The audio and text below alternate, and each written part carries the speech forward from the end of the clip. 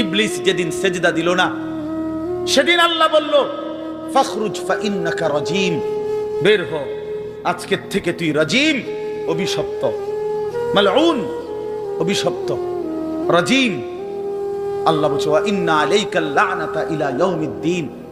ইবলিস তুমি সেজদা দিলা না, মনে রেখো আজকের থেকে কিয়ামত দিবস পর্যন্ত তোর উপরে আমি আল্লাহর লানত। এজন্য বেনামাজি তোর উপরে আল্লাহর লানত,